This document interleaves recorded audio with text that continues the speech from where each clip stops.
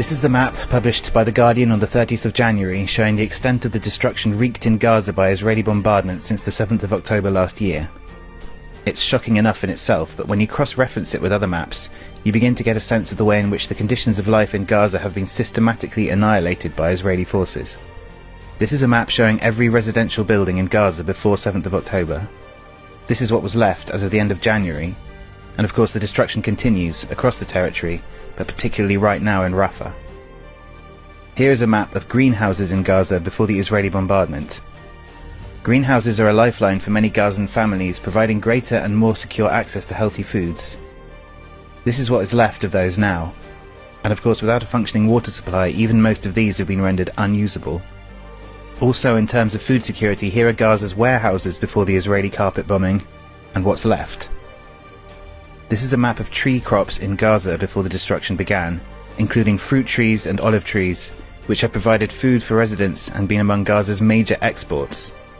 This is what currently remains undamaged. This map shows all private schools, Palestinian Authority schools, UNRWA schools and universities running in Gaza before the 7th of October. And here are those that haven't yet been destroyed. None of these is of course currently able to function as such in any case. Here is a map of major health facilities in Gaza before Israeli forces began to attack them, including prenatal facilities, mental health facilities, clinics and hospitals. And here is what remains. All of this destruction would take many decades to restore, although of course it seems unlikely that those who built and grew all that has been pulverized by the Israeli bombardment will even be allowed to return to do so. One prominent feature of this map emerges when you subtract the destruction caused to built-up areas, which have been more or less annihilated. Here you can see a line of destruction stretching down through the center of the territory. This particular swathe of bombardment aligns with the so-called humanitarian corridor announced by Israel along Salah al-Din Street in November last year. When residents of Gaza City in the north were ordered to evacuate, they were promised safe passage along this street.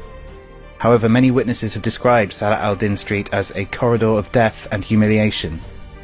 Civilian convoys and vehicles have been repeatedly bombed and targeted, and testimonies from dozens of witnesses collected in Gaza by journalist Tarek Hajjaj describe Palestinians having been summarily executed and killed by Israeli snipers, including children, their parents ordered by their murderers to abandon their bodies by the side of the road.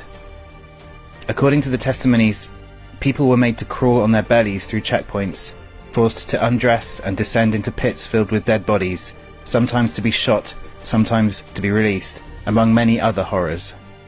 The street is littered with the bodies of men, women and children in various states of decomposition. There are millions of horror stories like these behind these simple red swatches, which delineate the annihilation of a people.